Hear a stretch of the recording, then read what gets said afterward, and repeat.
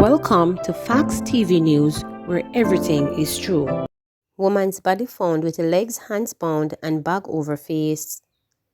The Trelawney police are following strong leads into the murder of a woman whose body was found in her community in the parish on Wednesday.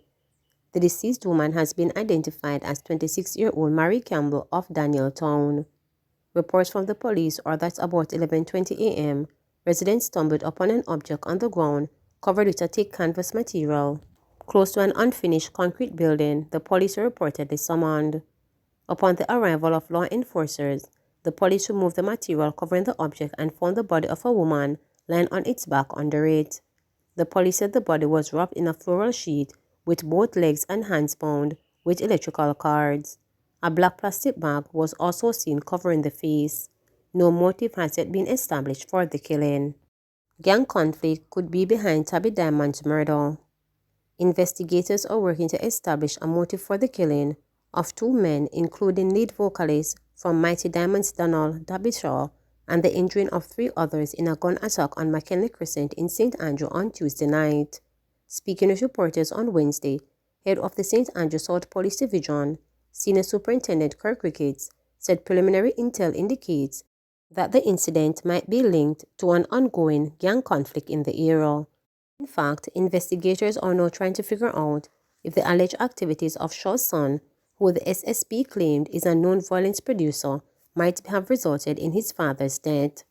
Of the 5 persons affected by the incident, we have observed that Mr. Shaw has a son that is known to us. In fact, the son is currently in custody for murder. He is a known violent producer from this particular area, SSP Ricketts said on Wednesday. Intelligence assessment is now being done to see if the son's activity could have led to his father's being targeted, he added. The senior policeman said the deceased men, Shaw and Owen Beckford, were standing with a group of people at a shop in the area when a gunman walked up and opened fire, hitting 5 people. Both Shaw and Beckford succumbed to their injuries, and the other 3 people have been hospitalized. 38-year-old arrested in pre-dawn anti-scamming operation charged. A man believed to be involved in lottery scamming was arrested and charged on Thursday following an early morning operation in Blythe St. James. He is 38-year-old Noel Darkins of Blythe District in the parish, and he has been clapped with possession of identity information with intent.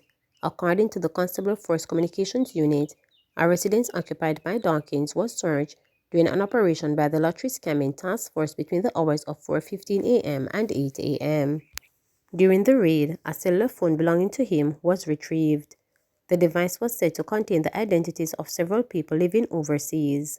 As earlier reports shared that law enforcers also recovered US $5,400 and $430,000 Jamaican in the operation. A court date for Darkins is now being finalized. Jamaican of Westmoreland and Canadian addresses gone missing. 30-year-old Jason Stewart, a mechanic of Miles River, Westmoreland, and a Canadian address has been missing since Thursday, March 24. He is of dark complexion, slim build, and about 152 centimeters tall. Reports from the Spanish Town Police are that about 11:45 a.m. on March 24, Stewart was last seen at the Norman Manley International Airport in Kingston. His mode of dress at the time he went missing is unknown. Anyone knowing the whereabouts of Jason Stewart is being asked to contact the Spanish Town Police at 876-984-2305, the Police 119 emergency number, or the nearest police station. Mother on manslaughter charges over children's death following fire. Christian Johnson, an unemployed 25-year-old woman of Lilliput, St. James, was arrested and charged with manslaughter following an incident which occurred on Wednesday, May 21, 2021. Reports are that about 9 p.m. in the community of Barnet Hall in the parish, Johnson, the mother of 2 minors, reportedly left both children in a 1-bedroom house and went to a shop in the community. Shortly afterwards, she heard that the house was on fire with the 2 children trapped inside. She rushed back to the house, which was completely engulfed in flames. Residents in the community attempted to extinguish the blaze, however, their effort proved futile. The minors were later pronounced dead. Johnson was arrested and subsequently charged. Her court date is being finalized. Fury over school board appointments at States. There is a gathering storm over the appointment of a new board of management for the St. Elizabeth Technical High School States. Members of the States fraternity are instant that there was no consultation with them prior to the appointment of a new board chairman and 3 others who will effectively represent the government on the new school board. The recommendations were initially made by Member of Parliament for St. Elizabeth North Eastern, Delroy Slowly.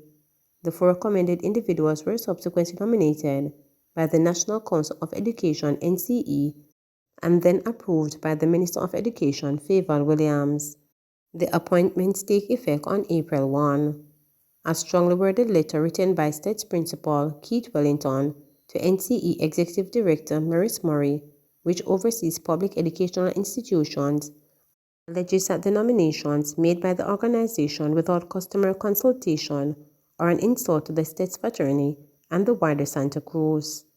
The letter noted that States, established in 1961, followed intense lobbying by the Santa Cruz Citizens Association of the day, is celebrating its 60th year. High among the goals highlighted by Wellington in his letter, which did not name Slowly, is that 3 of the 4 NCE nominees, including the incoming chairman, are past students of Monroe College with no previous affiliations to States. Checks made by reporters suggest that the other person is a States past student. Wellington, a Monroe old school boy who has been the educator at States for 25 years, included the last 14 as principal, said his letter that the NCE's nomination of the 4 board members without consultation can only be viewed as disservice, slap in the face to the States family. NCE is a statutory body which, among other duties, nominates a specified number of board members through a governance committee led by Doran Dixon, a former president of the Jamaica Teachers Association. When contacted by telephone on Wednesday, Slowly, also a Monroe old boy, whose constituency includes Santa Cruz as its main town, insisted that there was no intention to disrespect States when he made his recommendations. We have selected persons who we consider to be competent. These persons were recommended on the basis of networking and persons who are considered competent, able and available to serve, he said. Solely appeared to suggest that schools attended by the 4 boys were not factored into when he made his recommendations. This was not something pre-planned, he stated. When contacted, Dixon assertively supported Slowly's position, insisting that proper process was followed in line with the Education Act of 1980, which covers the governance of schools, including the appointment and conduct of school boards. Dixon noted that Section 41 of the Education Act, which deals with school boards for publicly owned secondary schools, have no requirement for consultation with anyone. The Education Act also has no requirement for any elected politician other than the Education Minister to have a say in the appointment of school boards. However, Dixon said there was a long-standing practice for recommendations to school boards by a Member of Parliament to be accepted after what he called due diligence. The role of politicians other than the minister in the appointment of school boards has long been a contentious issue. Back in 2015, then Education Minister Ronald Thwaites of the then ruling PNP National Party claimed that he had put an end to the practice of MPs effectively appointing chairpersons of school boards. Thwaites said at the time that he had set up a new consultation-based system to ensure fairness in the selection process. When I came to the ministry, the Member of Parliament nominated was pretty much absolute in terms of the appointment of a chairman of each school board. Yes, the MP is the people's representation and does have a right to say something, but not to appoint. I've had to turn back letters from colleagues saying I'm appointing so and so as the chairman of this school in my constituency. With the greatest of respect, no, Thwaites said at an exchange on Monday. However, in defending the system used in the NCE's selection of the new chairman and 3 members of the States Board, Dixon said that the MP Slowly, as far as we know, has recommended in good faith these people. He argued that the fact that 3 of the 4 went to Monroe is not a worthwhile concern.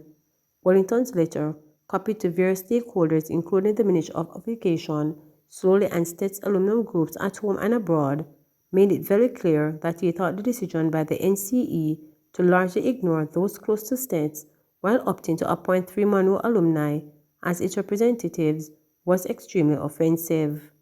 While to uninitiate this might seem a trivial matter, those who have constantly offered their full support to their alma mater have already raised concern.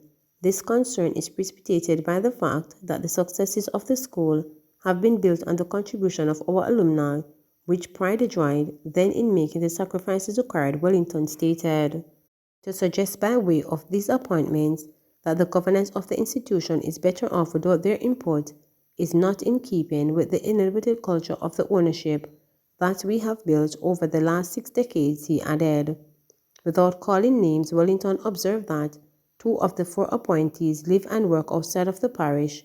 Another is a sitting member of the municipal corporation with a full-time position as a classroom teacher who has also been appointed to multiple boards by the NCE, while the 4th is unknown to the state's community.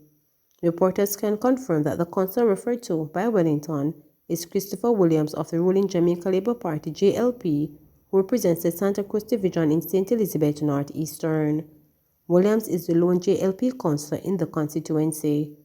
Wellington, a highly respected school leader and head of the Inter-School Secondary Sports Association ISA, described as inconceivable what he said were reports coming to him that no NCE member of the school boards in the constituency have been returned to their respective boards of management. He reiterated that absence of consultation that would normally take place at the local level before the final recommendations are made to the education minister had led to a failure to appoint the best possible school boards. Please remember to subscribe, like, share, and click the notification bell for daily updates.